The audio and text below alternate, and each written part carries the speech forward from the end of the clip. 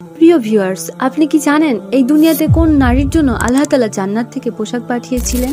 চলুন জেনে আসি।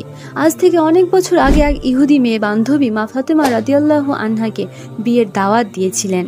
তখন মা ফাতেমা রাদিয়াল্লাহু আনহা বললেন, আমি খুবই দরিদ্র, তোমার বিয়েতে যাওয়ার জন্য আমার ভালো কোনো পোশাক নেই, সেখানে তো অনেক ধনী মানুষ আসবে।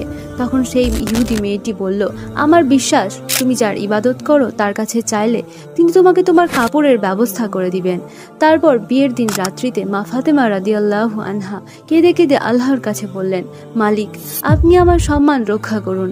এই দোয়া করার সাথে সাথেই মা ফাতেমা রাদিয়াল্লাহু আনহা ডান দিকে তাকিয়ে দেখেন একটি সুন্দর ঝলমলে নূরের পোশাক পরে রয়েছে। তারপর এই পোশাক পরে মা ফাতেমা রাদিয়াল্লাহু আনহা বিয়ে বাড়ি গেলেন। তখন সবাই অবাক দৃষ্টিতে তার দিকে তাকিয়ে থাকলো আর বলল, হে ফাতেমা, এই কাপড় আমরা কোথায় পাবো?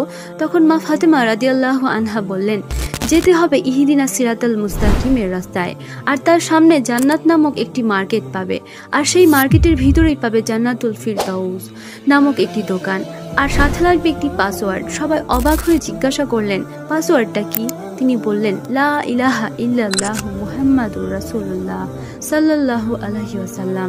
তখন আল্লাহর কুদরতে একসাথে 442 জন মহিলা কালেমা পড়ে ইসলাম ধর্ম গ্রহণ করলো। সুবহানাল্লাহ।